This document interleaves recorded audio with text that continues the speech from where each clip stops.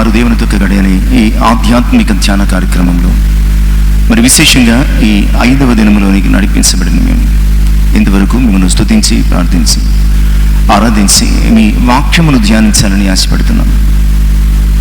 నా మాటలు కేవలం నిష్ప్రయోజనకరము, మీరు మాట్లాడటం మాకు అవసరం, ఆశీర్వాదకరం.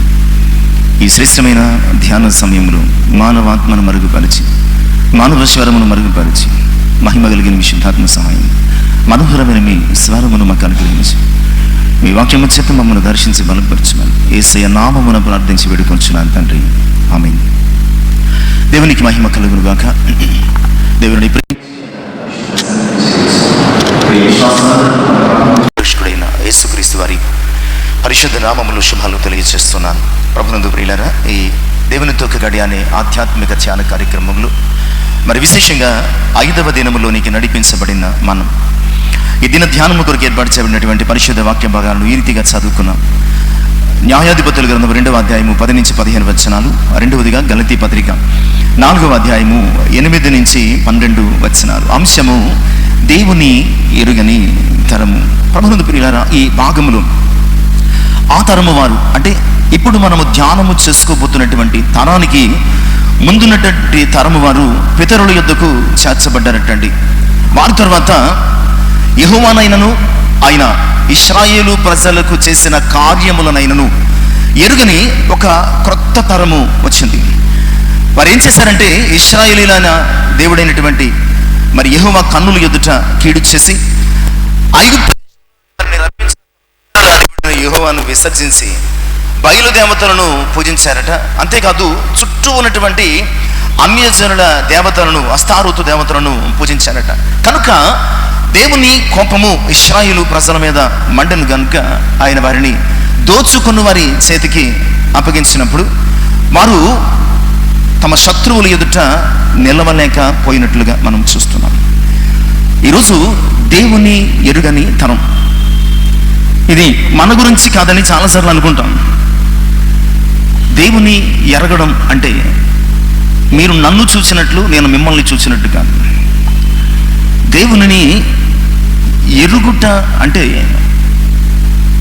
ఆయనకు లోబడడం, ఆయన అధికారానికి ఒప్పుకోవడం. ముఖ పరిచయం ఉన్నట్టో లేదంటే మనకు ఉన్నటువంటి ఆ ఇంటిమసీని బట్టి ఒకరినొకరు తెలుసుకున్నట్లు కాదు.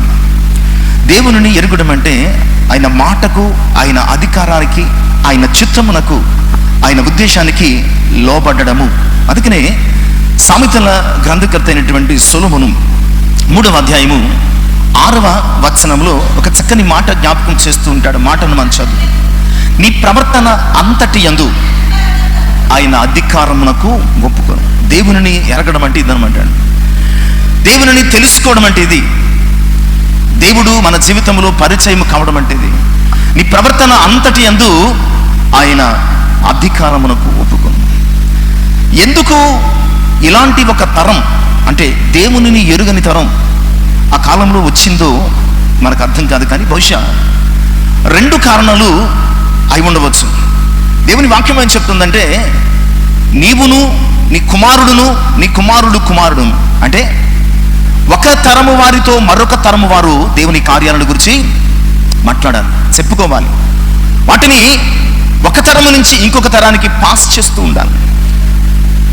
నేను అనుకుంటాను ఇక్కడ అలాంటి ఒక పని చేసి ఉండకపోవచ్చేమో.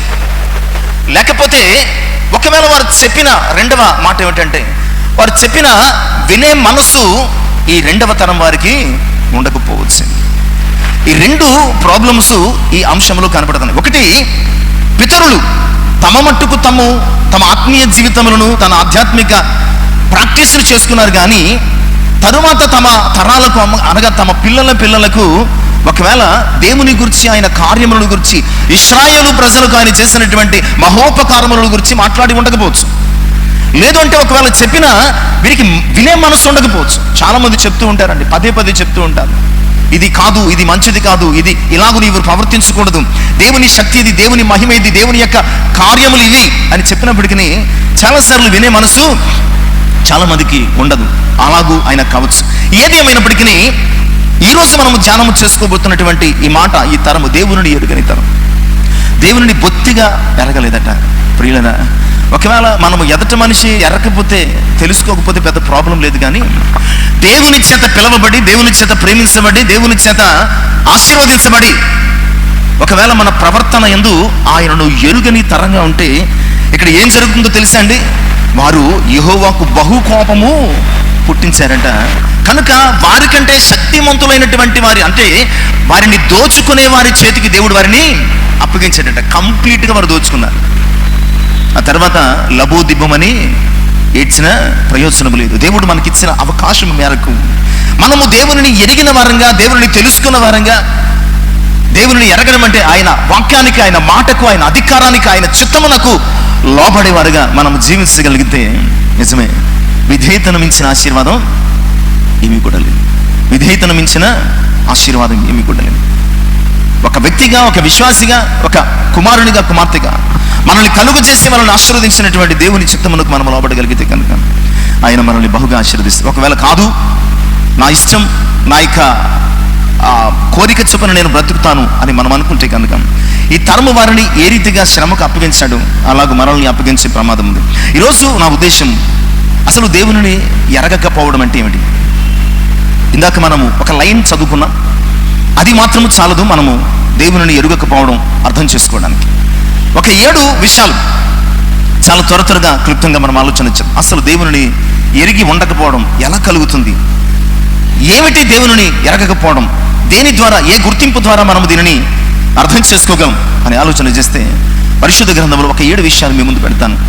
మనము దేవుని ఎరిగిన వారంగా ఉన్నామా, దేవుని ఎరిగి ఉన్నామని బ్రహ్మస్తూ చర్చికి వెళ్తున్నాను, ప్రార్థన చేస్తున్నాను, స్తుతిస్తున్నాను, ఆరాధిస్తున్నాను అంటే సరిపోదు. ఇది క్రైస్తవేతరులు కూడా ఈరోజు చేస్తున్నారు. చాలామంది ఉదయం లెగిస్తే అక్కడికి వచ్చి దండం పెట్టుకుంటారు, ప్రార్థన చేసుకుంటారు, కానుకేస్తారు, వెళ్ళిపోతారు. అంత మాత్రం చేత వారికి దేవుని రక్షణ కలిగిందని వారు దేవుని ఎరిగిన వారిని మనం అనుకోం. అవసరార్థమై కావచ్చు. దేవుని ఎరగడం అంటే ఆయన అధికారానికి లోబడడం. దేవుని ఎప్పుడు మనము ఎరుగిన వారంగా ఉంటామో అర్థం చేసుకుంటే దేవుని ఎరిగిన వారంగా మనము ఎలాగూ సిద్ధపరచబడగలమో మనం నేర్చుకోగలం. మొట్టమొదటి అంశం, సమూయేలు మొదటి గ్రంథం 2వ అధ్యాయం 12వ వచనం. సమూయేలు మొదటి గ్రంథము 2వ అధ్యాయము 12వ వచనం. ఏలీ కుమారులు యెహోవాను ఎరుగని వారై మిక్కిలి దుర్మార్గులై ఉండిరి. ఏలీ కుమారులు ఏంటండి? దేవుని ఎరుగని వారు అయినారట. ఎందుకు దేవుని ఎరుగని వారు అయినారు వారు? ఎందుకు అసలు దేవుడు వారికి తెలియటం లేదు, దేవుని ఎరిగి ఉండటం లేదంటే ప్రియులారా, వారు దుర్మార్గులు కనుక. వారు దుర్మార్గులు కనుక దేవుని ఎరగలేదు. దుర్మార్గం అంటే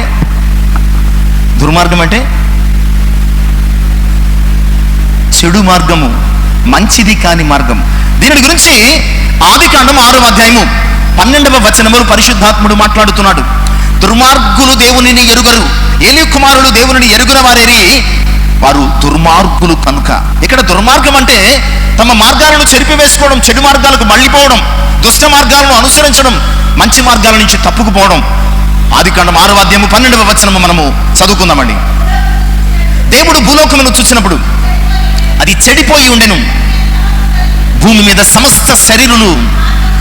ఇది దుర్మార్గం అంటే. నోవహు కాలములో ప్రజలు దేవుని ఎరుగని వారుగా ఉండి, ఇక్కడ ఏలీ కుమారుల గురించి జ్ఞాపకం చేసుకున్నాం కదా. దుర్మార్గం అంటే తమ మార్గాలను చెరిపివేసుకోవడం. దేవుడు మనకి కొన్ని మార్గాలను, కొన్ని నియమాలను, కొన్ని నిబంధనలను, కొన్ని పద్ధతులను, కొన్ని ఆజ్ఞలను, కొన్ని కట్టడాలను నియమిస్తాడు. ఇదిగో నీవు ఇలాగూ వెళ్ళాలి. అందుకే కదా దేవుని వాక్యములు చెప్తాను, నీ వాక్యము నా పాదములకు దీపం, నా త్రోవలకు.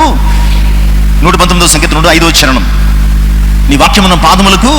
దేవుని వాక్యం చెప్తుంది, ఇదిగో నీవు ఈ మార్గంలో వెళ్ళాలి, ఈ మార్గంలో జీవించాలి, ఈ మార్గంలో బ్రతకాలి, ఇలాగూ ప్రవర్తించాలని దేవుని వాక్యం చెప్తుంటే, ఆనాటి అనగా న్యాయాధిపతుల కాలంలో ఆ వచ్చిన కొత్త తరం దేవుని చేత తెలుపబడిన మార్గాలను చెరిపేసుకున్నారటండి. ఏలీ కుమారులు తమ తండ్రి దేవుని మార్గాలను బోధించేవాడగా ఆ మార్గాలను వినకుండగా తమ మార్గాలను చెరిపి వేసుకున్నారటండి. అలాగే నోవహు కాలంలో ప్రజలు కూడా మంచిదైన దేవుని మార్గం, చివరికి నోవహు ప్రకటించిన 120 సంవత్సరాలు మంచిదైనటువంటి దేవుని మార్గమును అనుసరించకుండా చెడు మార్గములను వెళ్ళిపోయారు. నిజమే ప్రియులారా. అందుకని దేవుని గురించి ఎంత చెప్పినా వారు దేవుని గురించి తెలుసుకోలేకపోయారండి. ఏలీ కుమారులకు దేవుని గురించిన జ్ఞానం రాలేదు, ఎందుకంటే వారు దేవుని మార్గాల నుంచి వెళ్ళిపోయారు. ఇక్కడ నోవహు కాలంలో ప్రజలకు కూడా నోవహు ఎన్నిసార్లు సన్మార్గముల గురించి, దేవుని మార్గముల గురించి, దేవుని తెలుసుకోండి, జలప్రళయం రాబోతుంది అని చెప్పినప్పటికీ దేవుని మార్గాన్ని వారు పెరగలేదు. ఈరోజు ప్రియులారా, మనము ఒకవేళ దేవుని ఎరుగని వారంగా ఉన్నామా, ఎరిగిన వారంగా ఉన్నామా? ఎరగకపోవడం అంటే దుర్మార్గం. ఈరోజు మన మార్గాలు ఎలా ఉన్నాయి? మీ మంచి మార్గాన్ని వెళుతున్నాం అని అనుకుంటే సరిపోదు. ఎందుకంటే ఒకరిని ఎదుట వాని మార్గాలన్నీ ఎలా ఉంటాయటండి, వారిని నడతలని సరైనవిగా కనపడతాయట. నీవు చెప్పడం కాదు, నీ దేవుడు చెప్పాలి. నీ మార్గం ఏమైనది? నీవు దేవుని మార్గంలో ఉన్నావా, లేదా దుర్మార్గతలో చెడిపోయిన మార్గంలో ఉన్నావు? బిలాము అనుకుంటున్నాడు, నేను మంచి భక్తి పరుణ్ణి, ఒక మంచి ప్రవక్తను అని. బిలాము గురించి మరి దేవుని వాక్యం చెప్తుందంటే, పేతురు 2వ గ్రంథము 2వ అధ్యాయం 15వ వచనంలో మార్గము చెరిపి వేసుకున్నవాడు అన్నటువంటి మాట, మార్గము తప్పిపోయినటువంటి వాడు అన్నటువంటి మాట. అలాగే యూదా పత్రికలు 10వ వచనము 11వ వచనంలో కయ్యేను తన మార్గాన్ని చెరిపి వేసుకున్నాడటండి, కోరహు తన మార్గాన్ని చెరిపి వేసుకున్నాడట. ఈరోజు దేవుని ఎరుగకపోవడం అంటే దేవుని మార్గాల నుంచి మనము తొలగిపోవడం, తప్పిపోవడం, దేవుని మార్గాలను మనము విడిచిపెట్టడం అన్న సంగతిని జ్ఞాపకం చేస్తున్నాడు. నోవహు కాలపు ప్రజల గురించి వారు దుర్మార్గులు ఎలాగైపోయారో చెబుతూ ప్రభు తన మరి సొంత మరి మాటలతో 25వ అధ్యాయం మత్తయి సువార్త 38-39 వచనాలు అంటాడు. మరి ఆ దినములు నోవహు కాలపు దినముల వలె ఉంటాయి. నోవహు కాలములు ప్రజలు ఎలా ఉన్నారంటే, తినుచు తాగుచు పెండ్లికిచ్చుకొనుచు పెండ్లి చేసుకొనుచు ఉన్నారు. ఈ 4 తప్ప ఇక వారి జీవితంలో ఏమీ ఎరుగని వారై ఉన్నారు. ఏ 4నండి? బాగా తింటున్నారు, బాగా తాగుతున్నారు, బాగా పెళ్ళిళ్ళు చేసుకుంటున్నారు, పెళ్ళిళ్ళకు ఇచ్చుకుంటున్నారు. ఈరోజు ఆనాటికి ఈనాటికి డిఫరెన్స్ ఏమైనా ఉందా? ఇంకా ఎక్కువగా తాగుతున్నారు, ఎక్కువగా తిరుగుతున్నారు, ఎక్కువగా తింటున్నారు, ఎక్కువగా పెళ్ళిళ్ళు చేసుకుంటున్నారు, ఎక్కువగా పెళ్ళిళ్ళకు ఇచ్చుకుంటున్నారు. ఈ 4 జరుగుతున్నాయి.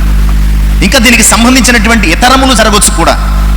ఎవరు కూడా దేవుని మార్గాలను అనుసరించటం లేదు. నిజమే, ఆ తరము మాత్రమే కాదు, ఈరోజు నేటి మన తరము కూడా దేవుని యొక్క నామమును, దేవుని ఎరుగని తరంగా జీవిస్తున్నాం. ఆలోచించు, ఒకవేళ దేవుని ఉగ్రతలో మనం నిలుస్తున్నాం. మేము దేవుని ఎరిగి జీవించడం అంటే హనోకును జ్ఞాపకం చేసుకోవాలి. ఆదికాండం 5వ అధ్యాయం 21-24 వచనాలు. అతడు 365 ఏళ్ళు తర్వాత పిల్లల్ని కనిసి తర్వాత 300 ఏండ్లు దేవునితో కూడా నడిచాడు. అతడు దేవునితో నడిచిన కారణం చేత దేవుడు అతనిని తీసుకుని పోయింది. ఈరోజు దేవునితో నడవడం అంటే దేవుణ్ణి వెంబడించడం, ఆయనను అనుసరించడం, ఆయన వాక్యాన్ని అనుసరించడం, ఆయనతో మనము వెంటపడి వెళ్ళడం అన్నమాట, లోకాన్ని వెంబడించడం కాదు.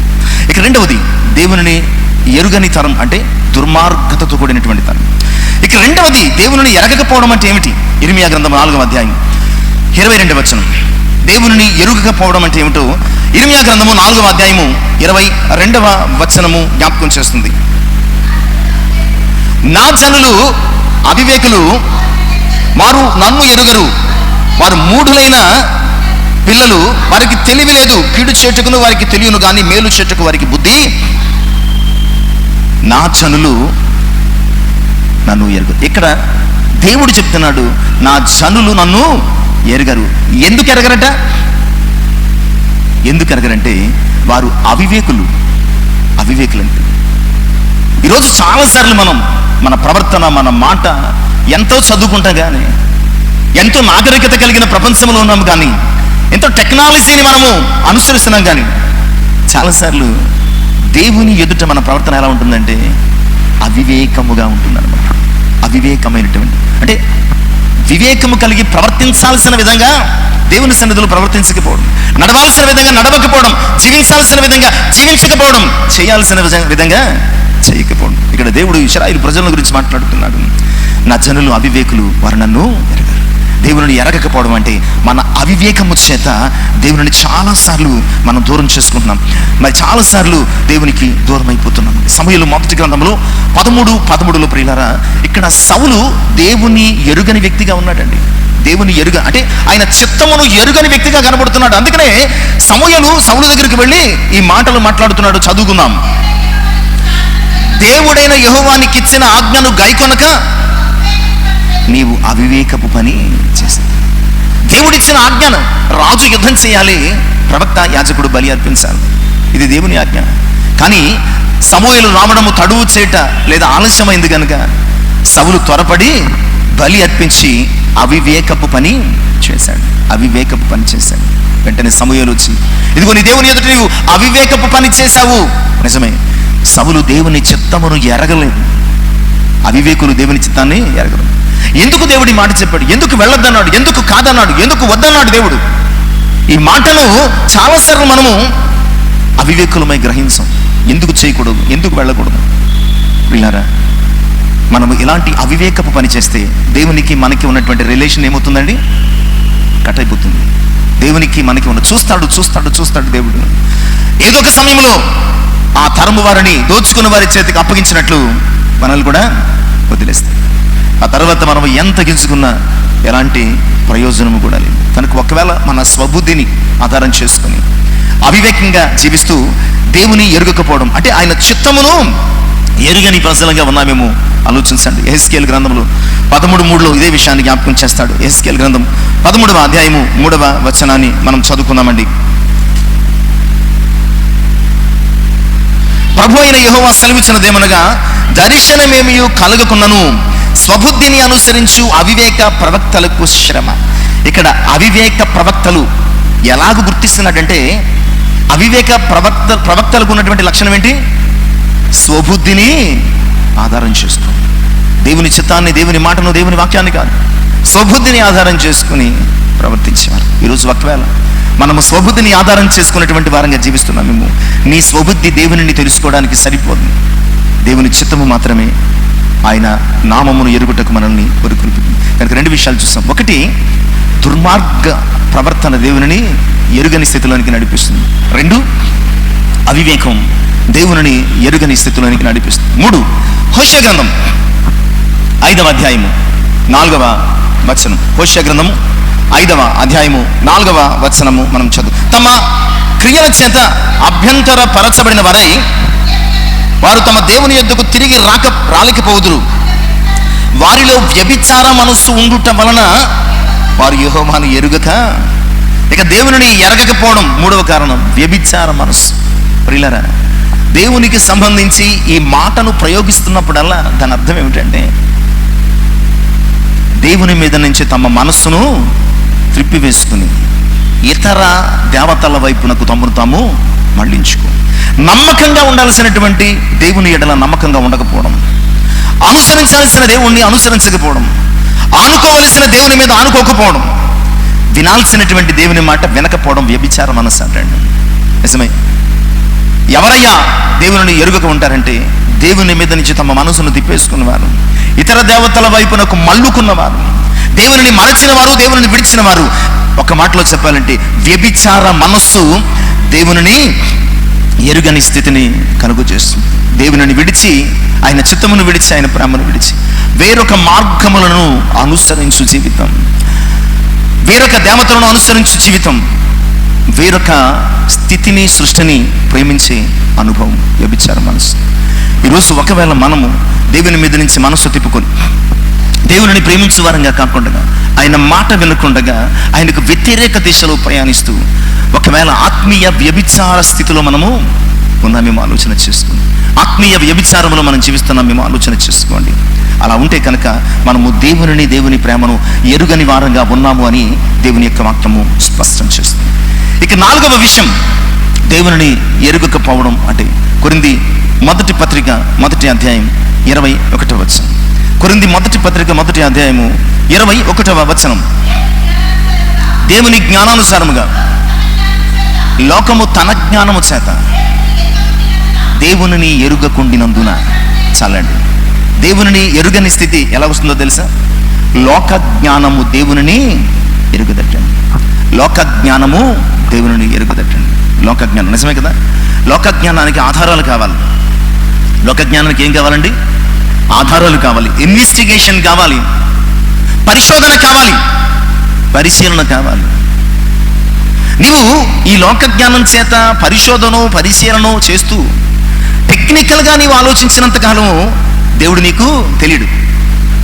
ఈ లోక సంబంధమైనటువంటి టెక్నికల్గా ఈ లోక జ్ఞానముతో నీవు కాలిక్యులేట్ చేస్తూ అంచనాలు వేస్తూ దేవుడిని తెలుసుకోవాలి అని అనుకుంటే కనుక దేవుడు ఏమీ ఒక లెక్క కాదు, ఒక సమ్ కాదు దొరికిపోవడానికి ఈజీగా. దేవుడు ఒక ఈక్వేషన్ కాదు, ఒక సిద్ధాంతమో సూత్రమో కాదు. ఆయన దేవుడు అంటే జ్ఞానం. జ్ఞానమైనటువంటి దేవుణ్ణి ఈ లోక జ్ఞానముతో ఎప్పటికీ తెలుసుకోరు. అందుకనే ఈ లోకము తన జ్ఞానము చేత దేవునిని ఎరుగనందున నీవు ఈ లోక జ్ఞానంతో ఎంత దేవుని తెలుసుకోవాలని ప్రయత్నించినా, ఈ లోక జ్ఞానంతో ఎంత దేవుని కొరకు నీవు ప్రాకులాడినా, దేవుడు నీకు కనిపించడు, దేవుడు నీకు తెలియడు, దేవుడు నీకు ఎప్పటికీ తెలుసుకోవాలి. మరి దేవుడిని తెలుసుకోవాలంటే ఏం చేయాలండి? దేవుడిని తెలుసుకోవాలంటే ఏం చేయాలండి ప్రియులారా? ఆత్మీయ నేత్రం కావాలి, ఆత్మీయ నేత్రం కావాలి. ఈ లోక జ్ఞానము చేత నువ్వు ఎప్పటికీ దేవుని తెలుసుకోలేవు, కానీ దేవుని జ్ఞానము చేత మాత్రమే, అనగా ఆయన యందలి విశ్వాసము చేత మాత్రమే. ఎందుకంటే ఈ లోకంలో అంతా శరీరాశ, నేత్రాశ, జీవపు డంబము ఇవి తండ్రి వలన కలిగినవి కావు గనక వీటిలో తండ్రి మనకి కనిపించడు. పైగా ఈ లోకము దాని ఆశ గతించిపోతుంది, ఆయన చిత్తము చొప్పున జరిగించేవాడు నిరంతరం. కనుక లోక జ్ఞానం చేత ఎప్పటికీ ఆయనను మనం తెలుసుకోలేము. దేవుని జ్ఞానం చేత మాత్రమే, దేవుని జ్ఞానం చేత. ఆయన జ్ఞానమై ఉన్నాడు కనుక ఆయన జ్ఞానం. అందుకనే నా ద్వారా తప్ప తండ్రి యొద్దకు ఎవ్వడు కూడా, జ్ఞానమై ఉన్నటువంటి క్రీస్తు ద్వారా తప్ప ఎవ్వరు కూడా మనలో ఆయన దగ్గరకు వెళ్ళలేరన్న సంగతిని జ్ఞాపకం చేస్తుంది. కనుక ప్రియులారా, దేవునిని ఎరుగని తరం అంటే ఈరోజు ఆలోచన చేస్తున్నాం. అప్పుడిప్పుడు దేవుని ఎరుగని తరం ఉందట అని మనం అనుకోవడం కాదు. ఈరోజు కూడా మనము దేవుని ఎరుగని తరముగానే ఉన్నాం. ఎందుకంటే మన మార్గాలను చెరిపి వేసుకుంటున్నాం, మనము అవివేకులంగా జీవిస్తున్నాం. ఇక మూడోదండి, మనము వ్యభిచార మనస్సు అంటే దేవుని మీద నుంచి మనసును త్రిప్పి వేసుకొని లోకము వైపునకు మళ్లించుకుంటున్నాం. అంతేకాదు మన హృదయాలన్నీ ఎలా నిండిపోయాయంటే లోక జ్ఞానం చేత నిండిపోయే తప్ప దేవుని జ్ఞానం ఆయన వాక్యములో దొరుకుతుంది, దేవుని జ్ఞానం ఆయన పరిశుద్ధ గ్రంథములో దొరుకుతుంది. మనకి ఎందుకు దేవుని జ్ఞానం తెలియదంటే మనం పరిశుద్ధ గ్రంథాన్ని చదవం కనుక. చదివినా అది ఒక పుస్తకంలాగా చదువుతాం తప్ప అది దేవుడు మనకు అనుగ్రహించిన జ్ఞానమని మనము విశ్వాస నేత్రములతో. అందుకని పరిశుద్ధ గ్రంథం చదివినప్పుడు చాలా మందికి, అనగా విశ్వాసము లేని వారికి ఇందులో తప్పులు కనపడతాయి. విశ్వాసముతో చదివితే ఇందులో దేవుని యొక్క జ్ఞానము కనుక లోక జ్ఞానము దేవుని ఎరగదు. ఒకవేళ మనం ఇంకా లోక జ్ఞానములో టెక్నికల్గా మనం ఆలోచన చేసి ముందుకు వెళ్ళాలి దేవుళ్ళు అనుకుంటే ఎప్పటికీ కుదరదు. ఆత్మీయత వేరు, టెక్నాలజీ వేరు. ఆత్మీయత పర సంబంధమైనది, టెక్నాలజీ భూ సంబంధమైనది. కనుక మనము లోక జ్ఞానం చేత కాక ఆయన అనుగ్రహించు వాక్యము అందలి దేవుని జ్ఞానము చేత మనము ఆయనను, ఆ దేవుని జ్ఞానమైనటువంటి వాక్యములు ఆయన మనకు దర్శనమిస్తాడు. కనుక ఆయన వాక్య జ్ఞానము చేత మాత్రమే మనము ఆయనను ఎరగగలం. ఇక 5వ విషయాన్ని కూడా మనం చూద్దామండి. ఎవరు ఆయనను ఎరుగని తరం అని ఆలోచన చేస్తే యోహాను మొదటి పత్రిక 3వ అధ్యాయం 6వ వచనం. యోహాను మొదటి పత్రిక 3వ అధ్యాయము 6వ వచనం త్వరగా చదువు. ఆయన యందు నిలిచి ఉండువాడు ఎవ్వడును పాపము చేయడు, పాపము చేయవాడు ఎవడును ఆయనను చూడను లేదు, ఎరుగు. ఎవరు ఆయనను ఎరుగని తరం అంటే పాపం చేసేవారు ఆయన ఎరగరట, పాపం చేసేవారు ఆయనను ఎరుగని తరం. లోతు కాలం మనం ఆలోచన చేస్తే ప్రియులారా, వారు ఘోరమైనటువంటి దుస్థితిలో ఉన్నారు. వావి వరసలు మరిచిపోయినటువంటి, ఎలాంటి నైతిక విలువలు లేనటువంటి అత్యంత ఘోరమైనటువంటి స్థితిలో చివరికి దేవదూతలు లోతింటికి వెళితే వారిని మాతో పంపించుము, మేము వారిని బల్కరిస్తామన్నటువంటి ఘోరమైనటువంటి దుర్గతి. అంటే దేవుని ఎరుగని పాపములో పడిపోయినటువంటి స్థితి. ఎవరు దేవుని ఎరిగిన వారంటే ఎవరైతే పాపములు ఉంటారో, ఎవరైతే పాపములో పడతారో, ఎవరైతే పాపం చేస్తారో వారికి పాపము చేత వారి కన్నులు మెరకలైపోతాయంటే ఎంత మాత్రము కూడా దేవుడు వారికి కనిపించరు. ఎంత మాత్రము దేవుడు వారికి కనిపించరు. కనుక ఎవరయ్యా దేవుని ఎరుగని తరం అంటే పాపము చేసేవారు దేవుని ఎరుగని తరం. ఇక 6వ అంశం కూడా మనం చూద్దామండి. 6వ అంశం కూడా చూద్దాం. కొరింథీ మొదటి పత్రిక 4వ అధ్యాయం 4వ వచనం. ఎవరు దేవుని ఎరుగని వారు? కొరింథీ 2వ పత్రిక 4వ అధ్యాయము 4వ వచనం. దేవుని స్వరూపి అయిన క్రీస్తు మహిమను కనుపరుచు సువార్త ప్రకాశము వారికి ప్రకాశం పంపకుంటున్నట్లు ఈ యుగ సంబంధమైనటువంటి దేవత అవిశ్వాసులైన వారి మనోనేత్రములకు గుడితనం. ఎవరికి దేవుడు కనిపించడు? ఎవరు దేవుని ఎరుగని వారు అంటే అవిశ్వాసులు. ఇందాక మనం చెప్పుకున్నాం, దేవుని చూడాలంటే ఈ లోక కన్నులు సరిపోవు, విశ్వాసపు నేత్రాలు కావాలి. ఈ యుగ సంబంధమైన దేవత అంటే ఆ తరము వారికి ఈరోజు మనకు కూడా దేవుని మహిమ కనపరచకుండా నిమిత్తము క్రీస్తునందు ప్రత్యక్షపరచబడినటువంటి దేవుని మహిమ మనకు కనపడకుండా ఈ యుగ సంబంధమైన దేవత అవిశ్వాసులైనటువంటి వారి కనులకు గురుడితనం కలుగు చేస్తుంది. ఈ యుగ సంబంధమైన దేవత ఈరోజు ఏదైతే మన కన్నులు ఎదుటి కలిగి ఉన్నామో ఆ కల్పితం అంతా కూడా దేవుని మహిమను మనం చూడకుండా, దేవునిని ఎరుగకుండా ఉండే నిమిత్తము మన కనులకు గుడ్డితనం కలుగుతుంది. అందుకని ప్రియులారా, ఈ లోకంలో ఉన్నటువంటి రకరకాల మరి టెక్నాలజీస్ని మనం చూస్తున్నాం, కానీ సృష్టిలో ఉన్న దేవుని మహిమను చూడటం లేదు. ఒక ఇన్స్ట్రుమెంట్ చూస్తున్నాం, ఒక మెషినరీ చూస్తున్నాం, ఇంకా ఏదో చూస్తున్నాం, అబ్బో ఎంత గొప్పగా ఉందనుకుంటున్నాం, కానీ దేవుని యొక్క మహిమను మనం కొనియాడలేకపోతాం.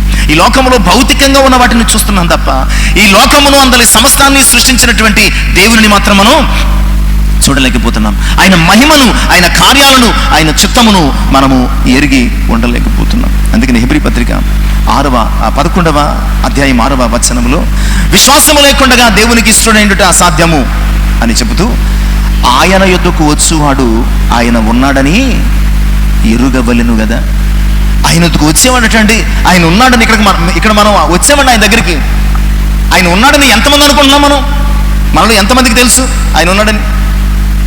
చెప్పండి, ఎంతమందికి తెలుసు ఆయన ఉన్నాడని? అందరికీ తెలుసా? ఆయన ఉన్నాడు ఇక్కడ అని తెలిస్తే మన ప్రవర్తన ఎలా ఉండదు? మనకు తెలియదు అంతే. అదే అంటున్నాను, ఆనాటి తరం ఏమనుకుందంటే మాకు దేవుడు తెలుసు అనుకున్నారు. ఈరోజు మనం కూడా ఏమనుకుంటున్నామంటే దేవుడు మాకు తెలుసు అనుకుంటున్నాం. వాక్యం ఏం చెప్తుందంటే ఆయన ఎదుకు వచ్చేవాడు ఆయన ఉన్నాడు అని తెలుసుకోవాలి కదా. ఆయన ఉన్నాడు అంటే ఆయన ఉనికిని బట్టి మనం ప్రవర్తించాలి, అంతే కదండి. స్కూల్లో మాస్టర్, ఇప్పుడు స్టూడెంట్స్ గురించి మాట్లాడటం లేదు. ఒకప్పుడు స్కూల్లో మాస్టారు స్టాఫ్ రూమ్లో బయలుదేరితే ఇక్కడ ఉండేవాడు ఒకడు, లీడరు మరొకడు ఉండేవాడు. ఈ గేట్ దగ్గర చూస్తూ ఉండేవాడు. ఒరే మాస్టర్ వచ్చాడని చెప్పేసి ఎవరికి వాడు పిన్ డ్రాప్ సైలెన్స్ అనమాట, ఎవరి ప్లేస్ వాడు కూర్చుండేవాడు. ఇక్కురు వారు కాదు. ఎందుకు? ఆ మాస్టారు వచ్చి కొడతాడు, తిడతాడు, ఏం చేస్తాడు, బయటికి పంపి పనిష్మెంట్ ఇస్తాడు. ఈరోజు మనము దేవుని ఎరుగని వారిగా ఉన్నాం. కారణం ఏంటంటే ఆయన ఉన్నాడన్న విశ్వాసం మనలో లేదు. అందుకని ఆయన మందిరంలో కానీ, ఆయన సహవాసంలో కానీ, ఆయన మరి సమక్షములో మనం ఇష్టానుసారంగా మాట్లాడుతున్నాం, ప్రవర్తిస్తున్నాం, జీవిస్తున్నాం, ఇంకేదేదో చేస్తున్నాం.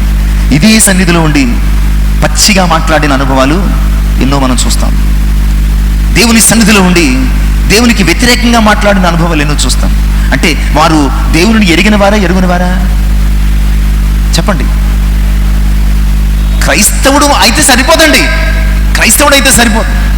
నీవు దేవుని ఎరిగిన వ్యక్తివైతే ఎక్కడ 2-3 కూడా ఆయన నామములను ప్రార్థిస్తారో వారి మధ్య 2గా 3గా 4గా 100 మందిగా 200 మందిగా కూర్చొని ఇష్టానుసారంగా మాట్లాడితే నీకు దేవుడు తెలిసి అంటావా లేదంటావా? ఇష్టానుసారంగా ప్రవర్తిస్తే నీకు దేవుడు తెలిసి అంటావా లేదంటావా? అసలు నీలో విశ్వాసం ఉన్నదా? ప్రియులారా, ఎవరు దేవుని ఎరిగిన వారంటే ఆయన యందు విశ్వాసం లేనివారు, ఆయన ఉన్నాడన్నటువంటి నమ్మకం లేనివారు. ఏదో తాతల నుంచి వచ్చింది క్రైస్తవ్యం అంతే. నీవైతే విశ్వాసంలో జన్మించలేదు కొత్తగా కనుక ఆనాటి తరము ఈరోజు తరము, ఆనాటి తరానికి దేవుని యందు విశ్వాసం లేదు. అందుకని ఆయన కార్యాలను గురించి వారు జ్ఞాపకం చేసుకోలేదు. ఒకవేళ చెప్పుంటే ఏదో చెప్తారులే సోది అన్నట్టుగా అనుకుని ఉంటారు. ఈరోజు మనకి కూడా విశ్వాసం లేదు. తాతల నుంచి క్రైస్తవులను కనుకో ఏదో వచ్చింది కదా అని రావడమో, చేయడమో, చెందడమో తప్ప నిజంగా విశ్వాసము లేని దేవుని ఎరుగని వారంగా ఉన్నాం. నిజంగా మనకు విశ్వాసం ఉంటే, దేవుని ఎరిగిన వారుగా ఉంటే ఆయన సన్నిధిలో మనము భయముతోనూ వణకుతోనూ, చాలాసార్లు మనలో కనిపించడం లేదు, అది గమనిస్తూ ఉంటాను. మనలో చాలాసార్లు భయము కానీ వణకు కానీ ఏమీ కూడా. మన పరిస్థితి ఎలా ఉంటుందంటే దేవుడే నన్ను చూసి వనకాలన్నట్టు ఉంటుంది. మన పరిస్థితి ఎలా ఉంటుందండి? దేవుడే నన్ను చూసి వనకాలేము. వణికిస్తాడు, కంగారు పడకండి. ఎవరినైనా వణికించగలిగిన సమర్థుడు దేవుడు. అందుకనే దేవుని ఎరుగని ఆ తరము ఇష్టానుసారంగా ఇతర దేవతలను పూజించినప్పుడు దేవుడు ఏం చేశాడు? వాళ్ళని దోచుకొని వారి చేతికి. అప్పుడు కానీ తెలియలేదు దేవుడు ఎవరు. అప్పుడు వణికారు అనమాట అండి. మరలా తిరిగి దేవుని దగ్గరకు వచ్చి మొరపెట్టారు, ప్రార్థించారు. ఈరోజు దేవుని ఎరిగిన వారు ఎవరంటే ఆయనను కలిగి ఉన్నామని చెప్పుకుంటూ విశ్వాసము లేకుండగా ఆయన ఉన్నాడన్నటువంటి స్పృహ విచక్షణ లేకుండగా ప్రవర్తించువారు. ఒకవేళ నీ విశ్వాసం అయితే ఆయన ఉన్నాడని నీవు అనుకోవాలి కదా. నిజంగా నీ విశ్వాసం అయితే ఆయన నీ మధ్య నీతో ఈ స్థలములో ఉన్నాడని నీవు ఎరిగి ఉండాలి కదా. అలా నిజంగా ఎరిగి ఉంటే నీ ప్రవర్తన క్రమంగా ఉండాలి కదా. ఇక చివరిదిగా 7వ అంశానికి నడిపించబడదు. ఎవరు దేవుని ఎరిగిన వారంటే యోహాను మొదటి పత్రిక 4వ అధ్యాయం 8వ వచనం. ఎవరయ్యా దేవుని ఎరిగిన వారు? దేవుడు ప్రేమ స్వరూపి, ప్రేమ లేనివాడు ఎవరు ఎరుగరట? ప్రేమ లేనివాడు ఆయనను ఎరుగనివాడు. ప్రేమ లేనివాడు. నిజమే ప్రియులారా, ఈరోజు లోకమంతా ప్రేమించేంతటి ప్రేమ ఉంది మనలో.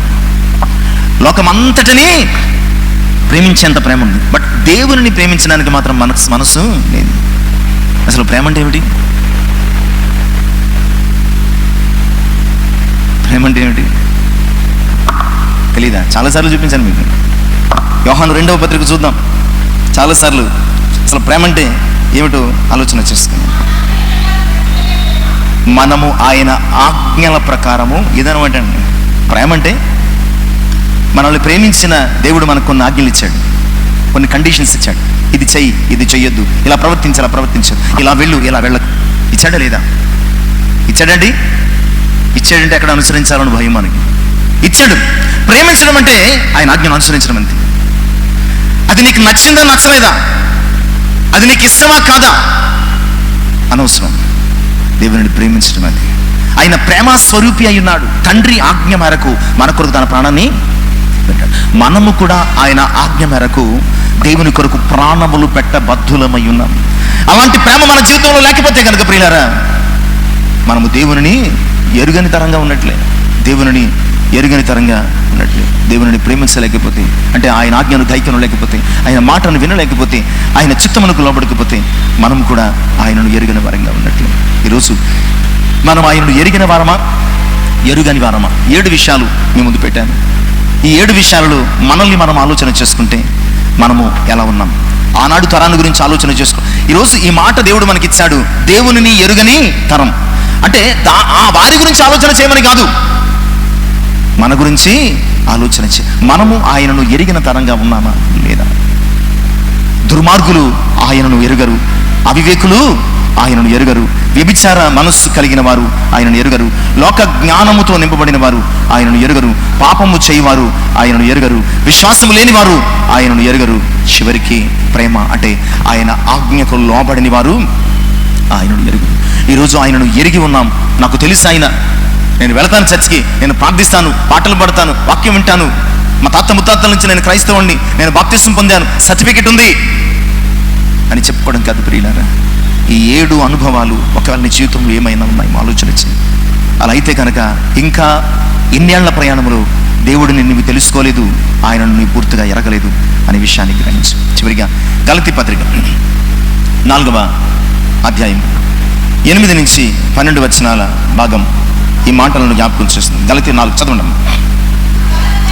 ఆ కాలమందైతే మీరు దేవుని ఎరుగని వారై నిజమునకు దేవుళ్ళు కాని వారికి దాసులై ఉంటిరి గాని, ఇప్పుడు మీరు దేవుని ఎరిగిన వారు, మరి విశేషముగా దేవుని చెంత ఎరుగబడిన వారు కనుక బలహీనమైనవియు నిష్ప్రయోజనకరమైనవియునైనా మూలపాఠముల తట్ట మీరు తిరుగునేలా, మునుపటి వలె మరలా వాటికి దాసులై ఉండగొరనేలా. మీరు దినములను, మాసములను, ఉత్సవ కాలములను, సంవత్సరములను ఆచరించుచు ఉన్నారు. నిజంగా దేవుని ఎరిగితే ఇవన్నీ మీకు ఎందుకండి? మీరు దినాలను ఆచరిస్తున్నారంటే, సంవత్సరాలను ఆచరిస్తున్నారంటే, ఇంకా ఉత్సవ కాలాలను ఇంకా ఏదో ఆచరిస్తున్నారంటే దాని అర్థం ఏంటంటే ఈ లోక మర్యాదలో మీరు ఉన్నారండి, ఈ లోక స్నేహాన్ని మీరు చేస్తున్నారండి. ఈ లోక మర్యాదను అనుసరింపక ఉత్తమమైన దేవుని చిత్తాన్ని అనుసరించాలని దేవుని వాక్యము సెలవిస్తుంది. ఎందుకంటే ఈ లోక స్నేహము దేవునితో వైరమని వాక్యము సెలవిస్తుంది. కనుక ఆ తరము దేవుని ఎరగకపోవడం వల్ల పనిష్మెంట్ పొందారు. ఈరోజు మనము పనిష్మెంట్ పొందకుండా ఉండాలంటే ఈ తరములో నీవు నేను మనము చెప్పుకున్న 7 అంశాల ద్వారా మనం మనల్ని పరిశీలన చేసుకుని దేవునిని ఎరిగిన వారంగా మూల పాత పాఠాల వైపునకు కాక, ఈ లోక మర్యాదను అనుసరింపక, ఈ లోక స్నేహములో కాక దేవునిని ఎరిగిన వారంగా ఆయనతో సహవాసము హనోకు వలె ఆయనతో నడిచే అనుభవాన్ని కలిగి మనము ఆయన కృపలో నిలవాలని కోరుకుంటూ కొద్ది మాటలు ముగిస్తున్నాను. ఈ మాటలు మన జీవితంలో దేవుడు ఆశీర్వాదకరంగా ఫలింపించండి కాక. ఆమె తల నుంచి ప్రార్థన చేసుకున్నాను. మహోన్నతుడైనటువంటి మా ప్రియ పరిశుద్ధుడా, మీకు వందనాలు. ఇంతవరకు మాతో మాట్లాడు నిజమేనైనా దేవుని ఎరుగని తరం, వారి ముందు తరం వారికి చెప్పలేదు, చెప్పినా వీరు వినలేదు. కానీ అయ్యా, వారు దుర్మార్గులై, అవివేకులై, విశ్వాసహీనులై, ప్రేమ లేని వారై, అయ్యా ఇదిగో ప్రభా, మరి మీ చిత్తమునకు లోబడుగా తమ మార్గాలను చెరిపేసుకుని మిమ్మల్ని ఎరుగని తరంగా ఘోరమైనటువంటి దుర్గతి పాలయ్యారు. ఇప్పుడైతే మమ్మల్ని మేము పరిశీలన చేసుకుంటున్నాం. మేము ఎలా ఉన్నాం నేను? అయ్యా మిమ్మల్ని ఎరుగని తరంగా ఉన్నామా, ఎరిగిన వరంగా ఉన్నామా? ఆలోచన చేసుకోవడానికి సహాయం చేయండి అయ్యా. మేము ఇంకనూ ఈ కాలంలో కూడా మిమ్మల్ని ఎరిగిన వారంగా ఉంటే, ఒకవేళ దోచుకుని వారికి మమ్మల్ని అప్పగిస్తారు, బహుశ్రమ కలుగుతుంది. అలాంటి స్థితి కనుక అయ్యా మమ్మల్ని మేము మీ చిత్తమునకు అప్పగించుకొని మీ వాక్యము చేత మిమ్మల్ని ఎరిగిన వారంగా, మీ కృప చేత మీలో జీవించే వారంగా హనోకు వలె మిమ్మల్ని వెంబడించు కృపలోనికి నడిపించమని, విన్న వాక్యం మా హృదయములు ఫలింపచేయమని, సమస్త మహిమ ఘనత ప్రభావం మీరు పొందమని యేసయ్య నామమున ప్రార్థించి వినయపూర్వకంగా అడిగి వేడుకొనుచున్నాను తండ్రి. ఆమేన్. దేవునికి మహిమ కలుగును గాక. దేవుడు దీవించి ఆశీర్వదించును గాక. ఆమేన్.